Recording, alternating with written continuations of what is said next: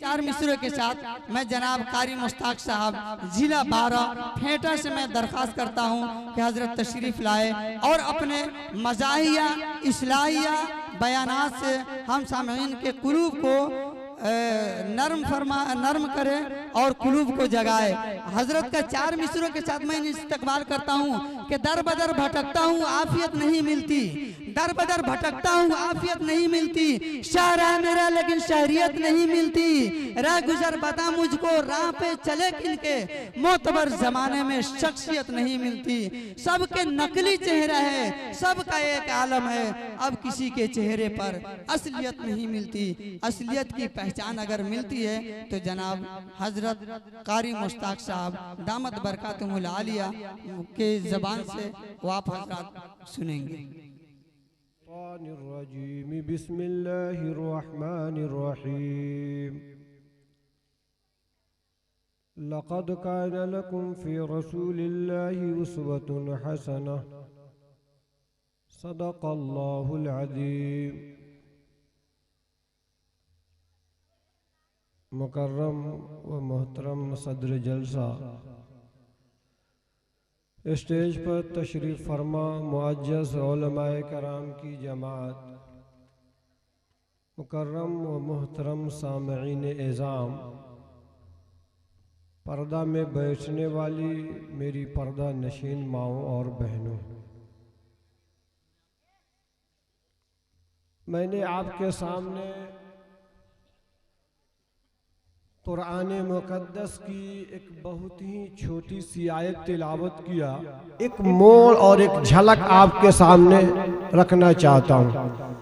हुजूर पाक सल्लल्लाहु तआला अलैहि वसल्लम की सीरत बयान करने वालों की मिसाल उस शख्स जैसी है जो एक बागीचा में खड़ा हो, चारों जानिब से उसको फूल घेरे हुए हो, एक तरफ चंपा का फूल हो तो दूसरे जानिब चमेली का फूल हो, एक तरफ जर्द रंग का हो तो दूसरे जानिब पीले रंग का हो, तो आदमी हैरानो परेशान हो जाता है कि आखिर मैं तोड़ूं तो किस फूल को तोड़ूं, आखिर मैं ध्यान दूं तो किस फूल के जानिब ध्यान दूं, आखिर मैं नजर करूं तो किस फूल के जानिब नजर करूं। ठीक यही हाल है सीरत मोहम्मदिया सल्लल्लाहु तआला अलैहि वसल्लम के बयान करने वालों का मिसाल। मेरा ज़हन परेशान है कि इस वक्त हुजूर पाक सल्लल्लाहु तआला अलैहि वसल्लम की जिंदगी का कौन सा मोड़ और कौन सा तरीका आपके सामने मैं बयान करूं। मैं सोचता हूं कि आपके विलादत मुबारका का तज़किरा करूं, या विलादत के बाद गारे हेरा का वाक़या बयान करूं, या शबे मेराज के वाक़ये को बयान करूं, या आपके रफ्तार को बयान करूं, या आपके गुफ्तार को बयान करूं, या ताइफ के बाजार में जख्मों से चूर चूर हो जाने वालों का वाक़या बयान करूं, तो मेरी कोताह निगाह इस आयत करीमा के ऊपर दलालत करती है, जिसमें अल्लाह रब्बुल इज्जत फरमाता है लक़द काना लकुम फ़ी रसूलिल्लाहि उस्वतुन हसना, कि तुम बेटे हो तो अब्दुल्लाह के बेटे को देखो, अगर लाल हो तो आमिना के लाल को देखो, अगर यतीम हो तो यतीम मक्का को देखो, अगर गरीब हो तो गरीबुद दयार को देखो, जिसके बारे में परवरदिगार आलम ने फरमा दिया अलम यजिद का यतीमन फ़आवा, कि ए मोहम्मद अरबी रे हमने आपको यतीम पाया तो ठिकाना दिया, इसी पर बस नहीं बल्कि मक्का और मदीना के गलियों में घूमता हुआ पाया तो चूम लिया। अजीज़ान मोहतरम, वक्त की नज़ाकत को देखते हुए मैं आपको बताऊं, आगे न चल करके हुजूर पाक सल्लल्लाहु तआला अलैहि वसल्लम के आने से कबल हमारी माँ बहनें मौजूद हैं, इनके साथ क्या रवैया और क्या तरीका इस्तेमाल किया जाता था। अगर किसी के घर में बच्ची पैदा हो जाती तो लोग उसको जिंदा जमीन में दरगोर कर दिया करते थे। इसी पर बस नहीं, अरे अगर किसी के घर में बच्ची पैदा हो जाती उसका चेहरा काला हो जाता था मेरे दोस्तों। लेकिन ये मेरे नबी के आने की बरकत है कि हमारी माओं को, हमारी बहनों को, हमारी बेटियों को इज्जत का मकाम मिला, वरना इनको घर में आना चेहरा आने वाले के घर में उसका चेहरा बिगड़ जाता था। एक वाकया बताऊं, अल्लाह के नबी तशरीफ फरमा है, आपके बगल में एक सहाबी बैठे हुए हैं। जरा मैं आपको ज़माने जाहिलियत का एक वाकया बताऊं। हे मेरी माओ और बहनों, तुम्हारे साथ क्या सलूक किया जाता था, किस तरीके से आपको देखा जाता था। मेरी माओ जरा गौर से सुनो। नबी के आने से पहले अल्लाह के नबी जब आए, आने के बाद तशरीफ फरमा है, आपके बगल में एक सहाबी बैठे हुए हैं। थोड़ा सा वक्त गुजरता है कि उधर से एक छोटी सी बच्ची चली आ रही है। अब सहाबी उस बच्ची को कभी गले से लगाते हैं, कभी उसके पेशानी को चूमते हैं, कभी इधर बैठाते हैं तो कभी इधर बैठाते हैं। अल्लाह के रसूल देख रहे हैं। अल्लाह के रसूल ने पूछा, ए मेरे सहाबी, ये बच्ची कौन है कि तुम इससे इस कदर प्यार और मोहब्बत कर रहे हो। अल्लाह के रसूल से सहाबी जवाब दे रहे हैं, ए मेरे आका, ये मेरे भाई की बेटी है। ए आका, ये मेरी भतीजी है। ए मेरे आका, और आपके आने की बरकत है कि ये मेरी भतीजी है, लेकिन आज मेरी जान से ज्यादा प्यारी है। अजीज़ान मोहतरम, कहा कि भतीजी है लेकिन जान से ज्यादा प्यारी है। ये आपकी बरकत है, नहीं तो आपके आने से कबल, ये मेरे आका, मैं एक वाकया बता रहा हूँ, ज़माने जाहिलियत का वाकया है। ये आका, जब आप नहीं आए थे तो मेरे घर में बच्ची पैदा हुई। जब मैं सफर पे निकला हुआ था और घर लौट करके आया कुछ दिनों के बाद, तो उस वक्त तो घर में बच्ची पैदा हो जाती ना तो चेहरा काला हो जाता था। अब अल्लाह के रसूल से वो सहाबी कहानी बता रहे हैं, ए मेरे आका, जब मैं अपने घर की तरफ बढ़ा, सफर से वापस आया, मेरे घर से एक छोटी सी बच्ची निकली, बड़ी खूबसूरत थी, तोतली सी आवाज थी। जब मैंने बच्ची को देखा, देखकर तड़प गया, ऐ काश मेरी बेटी होती। लेकिन वो बच्ची मेरे घर से निकली, मेरे तरफ बहती गई, मैं बच्ची की तरफ बहता गया, बेटी मेरे तरफ बहती आई, मैं उसके तरफ बहता गया। अब मेरी बेटी मेरे सीने से चिमट जाती है और चिमट करके कहती है कि अब्बा, आपके होते हुए फिर भी मैं यतीम और लावारिस दिखाई दे रही हूँ। ए मेरे अब्बा, मुझे कुछ न करना, मैं 6 बरस की हो गई हूँ, आपकी जूती सीधी करूंगी, आपके लिए लोटा में पानी लाकर रख दिया करूंगी। ए अब्बा, मुझे कुछ न करना। लेकिन सहाबी कहते हैं, ए आका, ज़माने जाहिलियत की बात थी, मेरे जहन में ये बात आई, ये मेरी बेटी है, बड़ी होगी, शादी करना होगा, कोई दामाद बनेगा तो मैं किसी का ससुर बनूंगा, कोई मेरा समधी बनेगा तो मैं किसी का समधी बनूंगा, और ये बातें दुनिया को दिखलाने के लायक नहीं। मेरा चेहरा तो काला हो गया। ए मेरे आका, मैं सोचता रहा, कुछ दिनों तक अपनी बच्ची को अपने साथ खिलाते पिलाते रहा। कुछ दिनों के बाद मेरे आका, मैंने एक हाथ में रस्सा लिया तो दूसरे हाथ में कुदाल लिया। अब मेरी बेटी देख रही है कि मेरा बाप जंगल जा रहा है, लकड़ियां काट करके लाएगा, मेरे बाप को बड़ी परेशानी होगी। अब लड़की वफादारी कर रही है तो बाप गद्दारी में लगा हुआ है। लड़की कहती है कि अब्बा, आप अकेले मत जाइए, आप तन्हा मत जाइए, मैं भी आपके साथ चलूंगी। जो कुछ आप लकड़ियां काटेंगे, कुछ मैं ले लूंगी, कुछ आप ले लेंगे। ए मेरे अब्बा, आपको ज्यादा परेशानी नहीं होगी। लड़की वफादारी में लगी है तो बाप गद्दारी में लगा हुआ है। साहबी कहते, आका, मैंने अपनी बेटी को लिया, लेकर के चल दिया। चलते चलाते चलते चलते कहाँ पहुंचा? बीच जंगल में पहुंचा। ऐसी जगह पहुंचा जहां मुझे कोई नहीं देख रहा था। आका ने कहा, कोई नहीं देख रहा था? साहब कहते हैं आका, जब मैं ईमान नहीं लाया था, आपके कलमे को नहीं पढ़ा था, मजहब इस्लाम के अंदर हमारा दाखिला नहीं हुआ था, तो मैं ये समझ रहा था कि मुझे दुनिया में कोई नहीं देख रहा है। लेकिन ये आका, जब मैं ईमान ले आया, आपके कलमे को पढ़ लिया, अब तो परवरदिगार आलम हर जगह देखता है। आज के इंसानों को इस बात पर यकीन आ जाए कि रब हर जगह देखता है, तो इंसान गलती नहीं करेगा। लेकिन हमारा और आपका यकीन इतना पुख्ता नहीं है। ये पुख्ता यकीन तो सहाबाए कराम का था, जिन्होंने दरियाओं में अपने घोड़ा को दौड़ा दिया। हम और आप तो पानी को देख करके दौड़ जाते हैं। दस्त तो दस्त है, दरिया भी न छोड़े हमने। दस्त तो दस्त है, दरिया भी न छोड़े हमने। दस्त तो दस्त है, दरिया भी न छोड़े हमने। बाहर जुल्मात में दौड़ा दिए घोड़े हमने। हम कहते हैं कि वो मुसलमान थोड़े हैं हम लोग कौन मुसलमान हैं? हम लोग वो मुसलमान हैं कि गोश्त तो गोश्त है, हड्डी भी न छोड़े हमने। गोश्त तो गोश्त है, हड्डी भी न छोड़े हमने। अब भरे शोरबा में डाल दिए चमचे हमने। हम वो मुसलमान हैं। मुस्लिम है अगर जिंदा, अजी मुस्लिम है अगर जिंदा, तो दुनिया को हिला देंगे। अब बहती हुई दरिया में हम आगे लगा देंगे। इस्लाम के खातिर हम अपनी गर्दन कटा लेंगे। मुस्लिम है अगर जिंदा, तो दुनिया को हिला देंगे। हम कहते हैं कि हम लोग मुसलमान नहीं है। हम लोग कौन मुसलमान हैं? हम रम खुदैया मुसलमान हैं, कुछ करके दिखा देंगे। अजी हम रम खुदैया मुसलमान हैं, कुछ करके दिखा देंगे।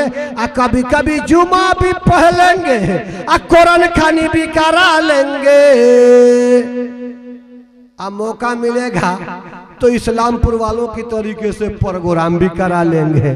कभी कभी जुमा भी पढ़ लेंगे, कुरान खानी भी करा लेंगे। शादी ब्याह के मौका पे ऑर्केस्ट्रा नचा लेंगे। हम रम खुदैया मुसलमान हैं, कुछ करके दिखा देंगे। अय्यार बखीली की मत पूछिए हम क्या हैं। अजी अय्यार बखीली की मत पूछिए हम क्या हैं। खुद अपने से झगड़ेंगे, नहीं तो झगड़ा लगा देंगे। क्या करेंगे? चाय की दुकान पर बैठेंगे, एक श्वासा छोड़ेंगे, चल देंगे, काम चल जाएगा। खुद अपने से झगड़ेंगे, नहीं तो झगड़ा लगा देंगे। मौका महल को देख के मुकदमा में फंसा देंगे। सुलह की बारी आएगी तो कुछ नोटे कमा लेंगे। हम रम खुदैया मुसलमान हैं, कुछ करके दिखा देंगे। तो दोस्तों और बुजुर्गों, आपको याद होगा कि मैं आपको कहाँ छोड़ा था? याद है? इस्लामपुर के ईदगाह में। मैं आपको ये बता रहा था कि वो सहाबी कहते हैं, ये मेरे आका, मैं अपनी बच्ची को लेकर के जंगल में चला, एक ऐसी जगह पहुंचा जहां मुझे कोई नहीं देख रहा था। आका ने फरमाया, ये मेरे सहाबी कोई नहीं देख रहा था। अब सहाबी चारों कतार रोने लगते हैं, ए आका, जब मैं ईमान ले आया, मजहब इस्लाम के अंदर हमारा दाखिला हो गया, अब तो परवरदिगार आलम हर जगह देखता है। तो आज के मुसलमानों को इस बात पर यकीन आ जाए कि रब हर जगह देखता है कि आज का इंसान, आज का ये मुसलमान गलती नहीं करेगा। क्यों? कि जब उसको यकीन आ जाए कि अल्लाह देखता है तो गलती, एक चोर जो है चोरी नहीं करेगा, एक डाकू डकैती नहीं डालेगा, एक जानी ज़िना नहीं करेगा, एक जालिम जुल्म नहीं करेगा। अपने तराजू पर कमी बेशी तौलने वाला कमी बेशी नहीं तौलेगा। कब? जब उसको यकीन आ जाए कि तराजू मेरे हाथ में है, मैं जल्दी मार दूंगा, तो कल अल्लाह के हाथ में तराजू होगा तो क्या होगा। यानी आज के इंसानों को इस बात पर यकीन आ जाए कि रब हर जगह देखता है, तो आज का इंसान ये गलती नहीं करेगा। अजीजान मोहतरम, मैं बता ये रहा था कि सहाबी बच्ची को लेकर के चल करके जंगल में पहुंचे, ऐसी जगह पहुंचे जहां कहते हैं कोई नहीं देख रहा था, बीच जंगल में पहुंचे। अब सहाबी आका से कह रहे हैं, ए मेरे आका, मैं अपनी बच्ची को एक किनारे बैठा दिया, हाथ में कोदाल था, मैं कोदाल से गड्ढा खोदना शुरू किया।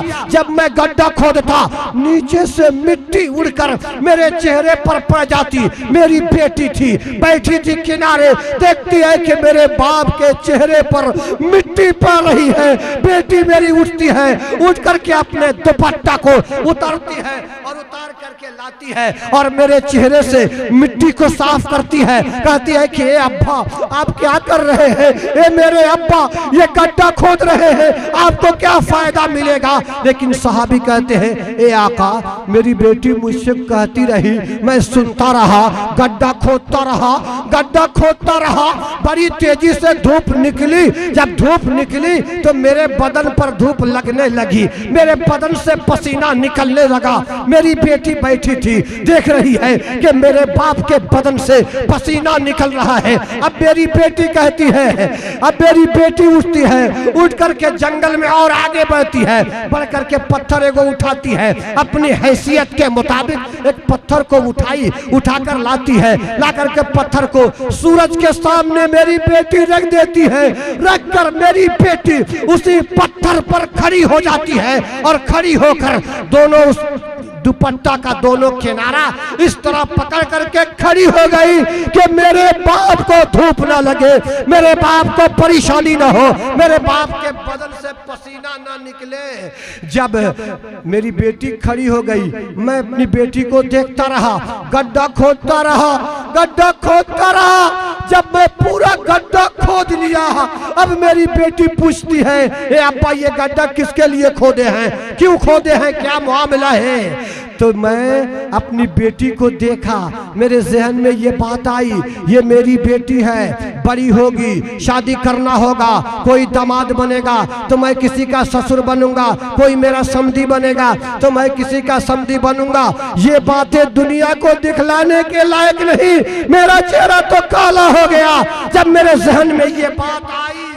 मेरे चेहरे पर लाली, आंखों में सुर्खी। मेरी बेटी देखकर समझ गई कि ये गड्ढा किसी और के लिए नहीं बल्कि मेरे लिए खोदा गया है। अब वो बेटी कहती है, ए मेरे अब्बा, आपने जो ये गड्ढा खोदा है, ए मेरे अब्बा, मैंने आपका क्या बिगाड़ा? आप मुझे खाना नहीं दे सकते, मुझे मंजूर है, रहने के लिए घर नहीं दे सकते, मुझे मंजूर है, पहनने के लिए कपड़ा नहीं दे सकते, मुझे मंजूर है। ए मेरे अब्बा, मुझको छोड़ दीजिए, इसी जंगल में रहकर अपनी जिंदगी गुजार लूंगी, लेकिन ए अब्बा, आपके दरवाजे पर कभी नहीं आऊंगी। अब वो सहाबी कहते हैं, ए मेरे आका, मैं कुछ न सुना, मेरे ज़हनो दिमाग में ज़माने जहलियत की वो बातें आ रही थी, घूम रही थी।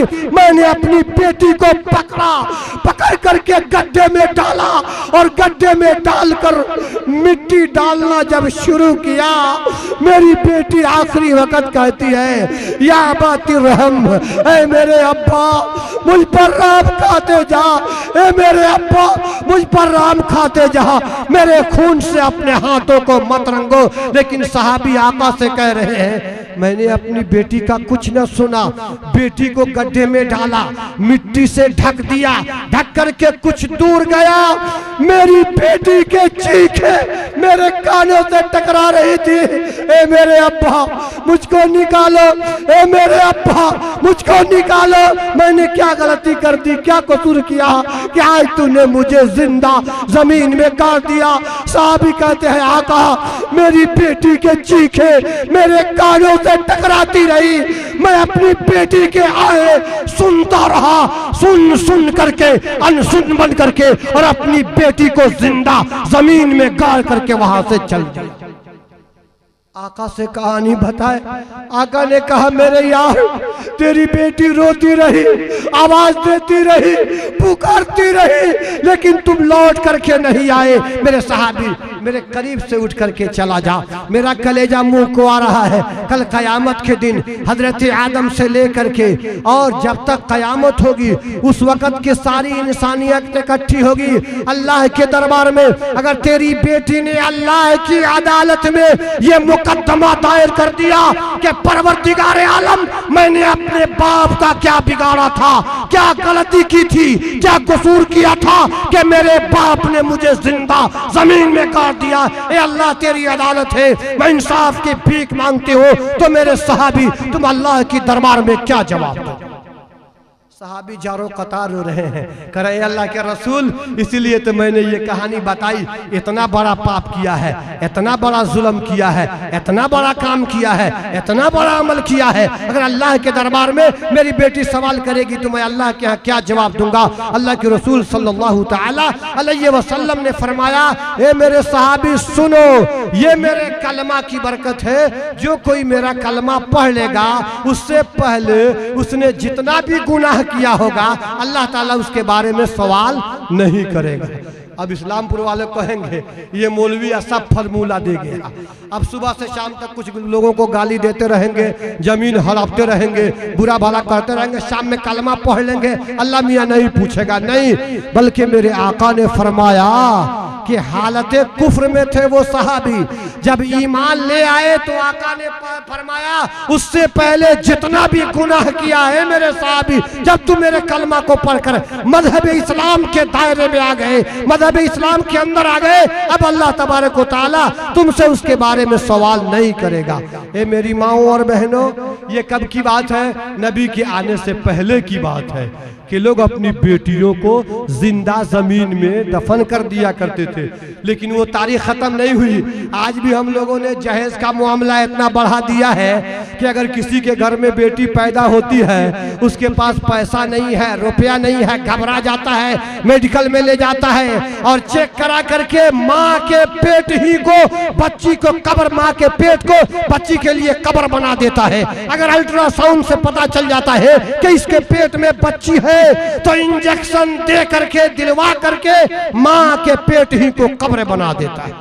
नौजवानों, ये लड़कियां क्या है? जहमत की चीज नहीं है, बरकत की चीज है। जिस घर में बेटी पैदा होती है अल्लाह की रहमत उस घर में बरसती है। और दो बेटी वाला नबी ने फरमाया कि वो जन्नती है, उसके ऊपर जन्नत वाजिब। उसने बढ़िया नाम रख दिया, नाम का भी असर पड़ता है, आजकल के नाम की तरह नहीं। जुमा को पैदा हो जाए जुमैया रख दीजिए, और शनिचर को शनिचरा रख दीजिए, अब मंगर का पैदा हो तो मंगरू रख दीजिए, और ढोड़ैया ढिकला नाम रख दीजिए। ऐसा नाम नहीं, बल्कि नाम रखिए, नाम का असर पड़ता है। कैसे मैं बताऊं? एक किसान आदमी था बेचारा, अब उसकी बीवी बड़ा बढ़िया बिरयानी पकाती थी, तो लोगों ने उसका नाम बिरयानी रख दिया। क्या कर दिया? बिरयानी रख दिया। अब वो किसान आदमी अपनी बीवी को एक दिन कहा, ए बिरयानी, तो भी बड़ा होशियार थी, तो कहा कि ए मेरे शौहर, बिरयानी बगैर घी की अच्छी नहीं होती। क्या कहा? ए मेरे शौहर, बिरयानी बगैर घी की अच्छी नहीं होती। गोया बीवी ने अपने शौहर का नाम घी रख दिया, घी। उसके पास दो गो बैल था किसान आदमी, एक का नाम मेहमान रख दिया तो दूसरे का नाम लाठी रख दिया, लाठी। उसके पास एक बिल्ली थी जो दूध चुरा आती थी और दूध वगैरह घर में रखा था, पीकर चली जाती थी, तो बीवी ने बिल्ली का नाम चोर रख दिया। अब वो किसान आदमी एक दिन हल बैल लेकर के खेत की जोताई के लिए गया, अभी चाष किया था, दोहार बाकी, जब तक वो मेहमान कैसे टपक गया। अब बेचारा किसान आदमी सोचा कि बैल हल खोल दूंगा तो फिर ये दोहार बाकी रह जाए। उसने अब तरकीब अपने जहन में सोचा कि भाई मैं अब घर भेज देता हूँ, फिर थोड़ी देर में दोहार करके घर पहुंच जाऊंगा। कहा, ए मेहमान, घर पर चलिए, घर पर बिरयानी है। अभी बेचारा बसिया भात खा के आया था, बिरयानी का नाम सुना तो मुंह में पानी आ गया।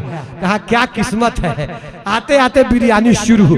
अब वो बेचारा घर के तरफ बिरयानी का ख्याल जहन में लेकर बड़ी तेजी से 40 के स्पीड के बजाय 80 के स्पीड में घर के तरफ जा रहा है। किसान सोचा घर पे चल रहा है, मेरी बीवी है, 10 मिनट बैठाएगी या आधा घंटा बैठाएगी, मैं भी घर पहुंच जाऊंगा।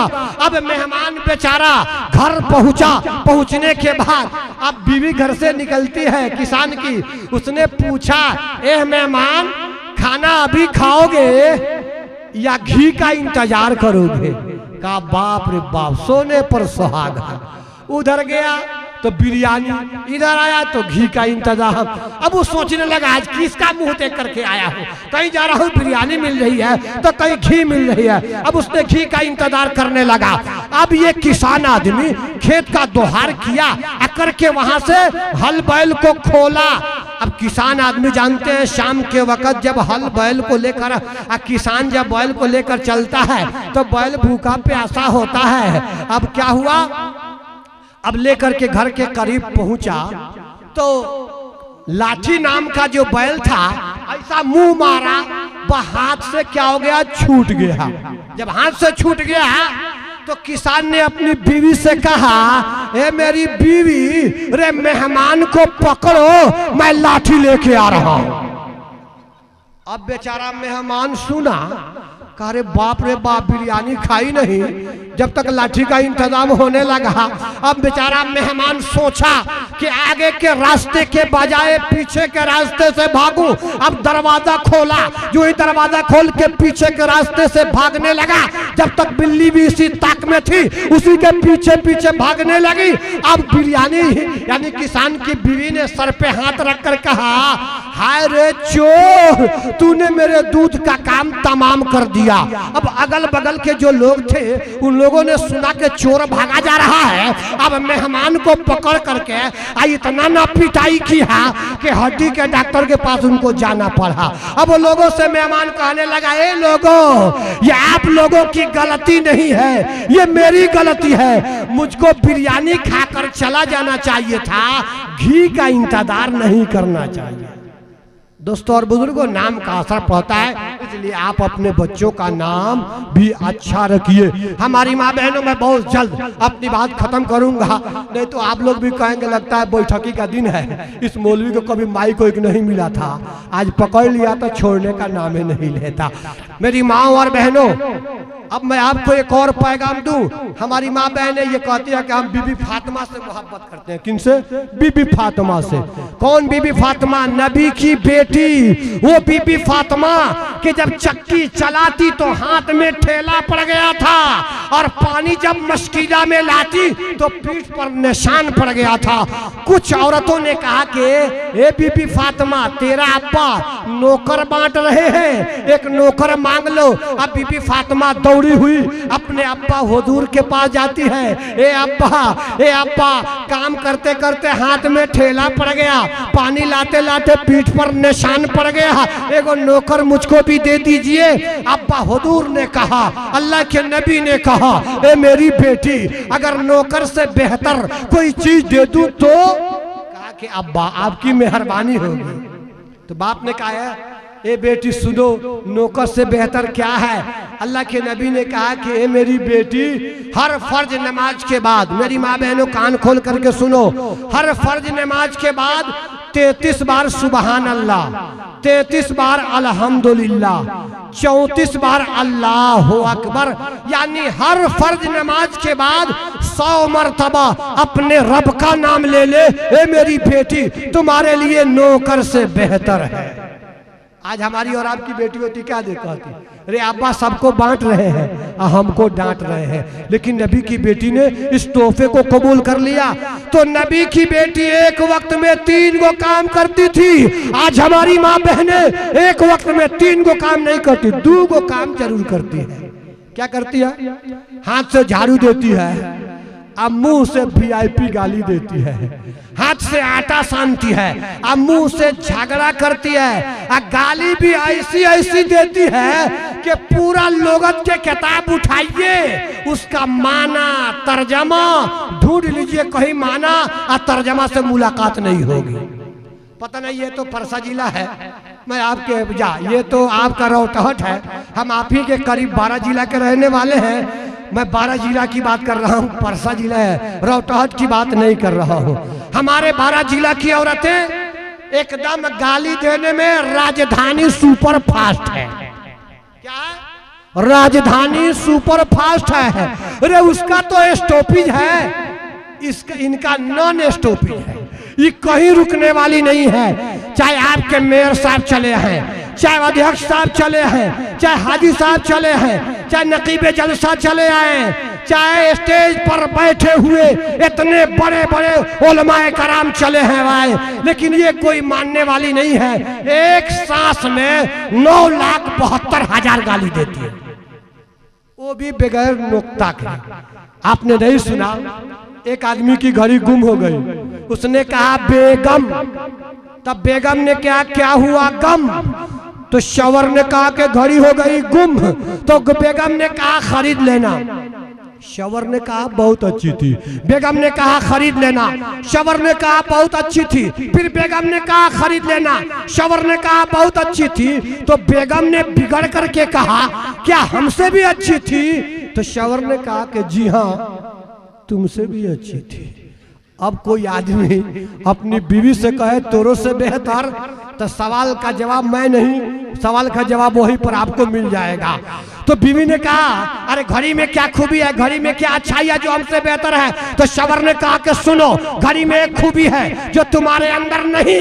बीवी ने पूछा ए मेरे शवर घड़ी में क्या खूबी है जो हम में नहीं, तो शवर ने कहा मेरी बीवी घड़ी जब बिगड़ती है तो बंद हो जाती है, और तुम जब बिगड़ती हो तो स्टार्ट हो जाती है। क्या कहा? घड़ी जब बिगड़ती है तो बंद हो जाती है, और तुम जब बिगड़ती हो तो स्टार्ट हो जाती हो। घड़ी जब बिगड़ती है तो रुक जाती है, और तुम जब बिगड़ती हो तो शुरू हो जाती हो। यही फर्क तुम में और घड़ी में है। ए मेरी माँ बहनों, हंसने की बात नहीं है, बीबी फातिमा की बात कर रहा हूँ। वो बीबी फातिमा जब रात का वक्त होता तो ऐशा की बात खजूर की चटाई बिछा देती, सर सजदे में रखकर सुबहान रब्बियल आला, सुबहान रब्बियल आला, इतना लंबा सजदा किया बीबी फातिमा ने कि बिलाल हबशी ने फजर की आजान दे दी। जब फजर की आजान के कलेमात बीबी फातिमा के कानों से टकराया, बीबी फातिमा ने सजदा से सर को उठाया और कहा कि मेरे मौला तूने रात इतनी छोटी बनाई कि बीबी फातिमा एक सजदा भी नहीं कर पाई। काश के मेरे मौला तू रात लंबी बनाता कि बीबी फातिमा एक सजदा तो कर लेती। आज हमारी माँ बहने एक सजदा, दो सजदा, 4 सजदा में रात को खत्म नहीं करती। हमारे इलाके में जब बेटा बेटी की शादी करती है तो डोमकच खेलती है, डोमकच, तो उस डोमकच के खिलाई में पूरी रात को जरूर खत्म कर देती है। मैं किन की बीमारियों को बताऊं, हमारी माँ बहनों की बीमारियों को बताऊं, या ये छोटे छोटे बच्चे हैं इनको इनकी बीमारियों को बताऊं। रे मोबाइल का दौर है, मोबाइल का देखिए ना, आजकल तो ऐसे बच्चों के हाथ में कलम और कॉपी होनी चाहिए, लेकिन इनके हाथ में स्क्रीन टच वाला मोबाइल हो। अब बताइए आपका बच्चा कितना तरक्की करेगा, आपके बच्चा पढ़ाई के अंदर कितना आगे बढ़ेगा। ये मोबाइल का दौर है, मोबाइल। अरे अभी भी कुछ बूढ़े लोग ऐसे हैं जिनको मोबाइल चलाने नहीं आता, तो बबुआ लोग शिकायत आए दादा हरियरका से दाब दियो ओके हो जाई, और ललका से दबा दियो कट जाई। अब ये 2 आइटम उनको मालूम है, ललका से काट देते हैं और हरियरका से ओके कर देते हैं। लेकिन ये आजकल का नौजवान छोटा छोटा बच्चा अगर चे स्कूल का मुंह न देखा हो, LLPP का मालिक हो। आपको ये अगर कौन डिग्री है, मास्टर की डिग्री, इंजीनियर के डिग्री, मौलवी के, आलिम के, फाजिल के, मुफ्ती के, काजी का, ये सब डिग्री है। LLPP ये कौन डिग्री है? हाँ, हमारी माँ बहनों का एक भी एक डिग्री है। L से लिख, L से लोढ़ा, P से पढ़, और P से पत्थर। लिख लोढ़ा और पढ़ पत्थर, अंगूठा छाप। ये भी तो हमारे ये बच्चे जो हैं ये बहुत बड़े पढ़े लिखे लोग हैं, लेकिन जितना VIP तरीके से ये मोबाइल चला लेंगे उतना उन लोगों को मोबाइल चलाने का ढंग नहीं होगा। तो ये मोबाइल में बड़ा बिगाड़ है। ये बच्चे करते क्या है, मोबाइल को खोला, हाथ से मारा, टच किया, आ गया सलमान खान, आ गया आमिर खान, आ गया अमिताभ बच्चन। अभी सब बेचारा उन्हीं के डुप्लीकेट बनने में परेशान है। कोई चाहता अमिताभ बच्चन बन जाए, तो कोई चाहता राजेश खन्ना बन जाए, कोई चाहता विनोद खन्ना बन जाए।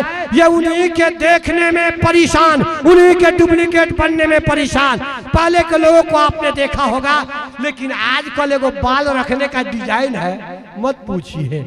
अब हमारे नौजवान क्या करते हैं, लंबा लंबा बाल रख लेते हैं, अब मोछवा छिला लेते हैं, आ दाढ़ी का नामो निशान नहीं है, आ कनवा छेदा के आ कनवा में कनबाला पहन लेते हैं, आ हाथवा में पहुंची पहन ले रहे हैं। आ जब रोड पर चलते हैं ना, तो पीछे से सर में क्लिप लगा लेते हैं, तो पीछे से पते नहीं चलता कि औरत है कि मर्द है, जमील जा रहा है कि जमीला जा रही है। ये सब क्या है, ये सब फिल्म का नतीजा है कि जैसा जैसा फिल्म को देखता है उसी तरीके से अपने मोहल्ले में थ्योरिकल प्रैक्टिकल अमल करके बताता है। अब एक और डिजाइन हो गया, कौन, अब तो लड़का सब बाल रख रहा है, समझे में नहीं आ रहा है। एक बच्चा को देखा, 1 मंजिला, 2 मंजिला, 3 मंजिला, अरे 4 मंजिल का बाल रखा हुआ था। अब उसके सर पर कुछ बाल था, उसको लाल, पीला, करिया, हरिया से रंग लिया था, लग रहा था मोइनी का खोता है, मोइनी का खोता। अरे कौन बीमारी है भाई। अल्लाह के नबी 1400 साल पहले फरमा गए कि हमारी उम्मती में कुछ लोग ऐसे होंगे ये जिनके सर पर आधा बाल होगा और आधा बाल नहीं होगा, और हमेशा अल्लाह की लानतें उसके सर पर बरसती होगी। क्या होगी, अल्लाह की लानत हमेशा उसके सर पर बरसती होगी।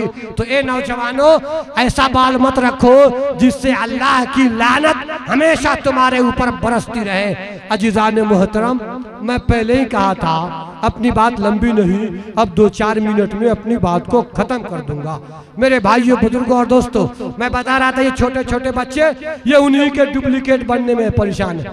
अब देखिए पैंट पहनने का जमाना, अब कुछ लड़के ऐसे हैं कि इतना टाइट पैंट पहनते हैं कि बैठकर पेशाब करना मुहाल हो जाता है, तो खड़े खड़े वाटर पंप चालू कर देते हैं। रे ये कौन बीमारी है। हंसने की बात, नौजवानों हंस रहे हो, और कुछ नौजवान तो ऐसा पैंट, जींस का पैंट पहनता है कि जुमा की नमाज जो पढ़ने गया उसके पीछे आप नमाज पढ़ेंगे ना, तो उसकी नमाज गई, आपकी भी नमाज खत्म हो जाएगी। जो ही बेचारा पैंट जींस का पहन कर और रुकू में जाता है ना, आधी दुकान उसकी खुल जाती है। अब बताइए पीछे वाला जो देखेगा उसकी तो नमाज गई, पीछे वालों की क्या हालत होगी। अब बताइए ऐसा लिबास आप पहन रहे हैं जिससे नमाज भी खत्म, दूसरा लोग देख करके मजा भी ले। इसलिए नौजवानों, ये जींस का पैंट मत पहनो मेरे भाइयों। और अगर नकल ही करना है तो किसकी नकल कीजिए, नकल करना है तो बुजुर्गान दीन, औलिया कराम और इस स्टेज पर बैठे हुए इन उलमाए कराम की नकल कीजिए। कसम खुदा की कह रहा हूँ, आपकी दुनिया भी संवर जाए और आखिरत भी संवर जाए।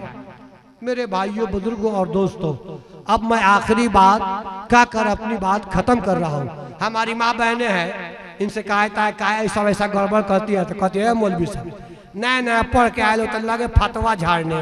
ये आजू की बात है, ये तो हमारा बाप दादा परदादा लकर दादा छका दादा के जमाने से चला रहा है। अरे शादी ब्याह में गीत की बात कर रहे हैं, ये आजू की बात है, ये तो हमारे परदादा की जमाने से चला रहा है, पीछे से आ रहा है।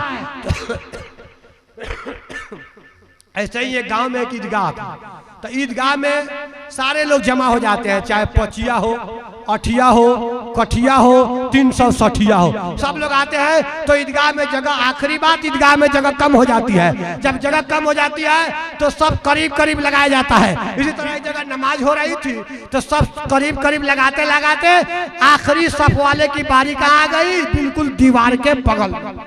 इमाम साहब ने कहा अल्लाह अकबर, सब लोग कहे अल्लाह अकबर।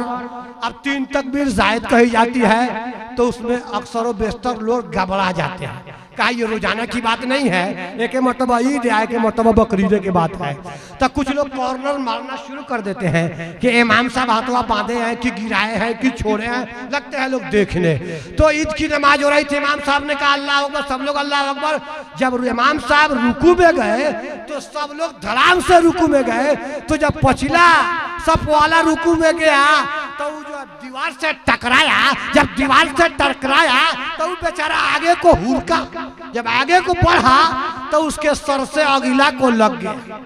अब वो बेचारा ईद बकरीद के नमाज पढ़ने वाला था। अब उसने सोचा अरे ईद की नमाज में ढाई मारा जाता है, ढाई। अब उसने अपने अगले वाले को मारा ढाई। अब वो था खाली जनाजे के नमाज पढ़ने वाला। अब उसको लगा कि ईद की नमाज ऐसे ही पढ़ी जाती है। अब उसने अपने अगले वाले को ढाई मारा। ढाई मारते मारते मारते अब बारी आ गई इमाम साहब के। तो इमाम साहब के जो पीछे था ना वो आदमी एक बड़ा मोटा तगड़ा आदमी था, उन्हीं का चेला था। इमाम साहब बड़ा पढ़ाने में मुर्गा बनाए थे। अब चेला ने सोचा आज ये मौका है सधाने का। अब चेला पीछे हटा, हट करके इमाम साहब को मारा ढाई। इमाम साहब को ढाई मारा। इमाम साहब आगे बढ़े, बढ़ करके दीवार से टकराए, टकरा करके जय नमाज पर गिर गए। कहा अरे कमबख्त, बेहुदा, नालायक, ये क्या हो गया? तो चेला हाथ बांध कर खड़ा हो गया, हजरत गुस्ताखी माफ हो, ये पीछे से आ रहा है। कहां से आ रहा है? पीछे से आ रहा है। ठीक हमारी माँ बहनें हैं, जब मना किया जाता है शादी ब्याह के मौका पर और बर मत गाओ, अकुरी तेल मत पाओ, तो कहते हैं मौलवी साहब ये आजू के बात थोड़े है, ये तो हमारे दादा परदादा लकड़ दादा की जमाने की बात है। पीछे से आ रहा है। हमारी माँ बहनों अगर पीछे जाना है तो और पीछे चली जाओ। और नबी साहब की जिंदगी में अगर औरतों ने गीत गाई है तो गाओ और नहीं गाई है तो छोड़ दो। इन्हीं चंद बातों पर मैं अपनी बात को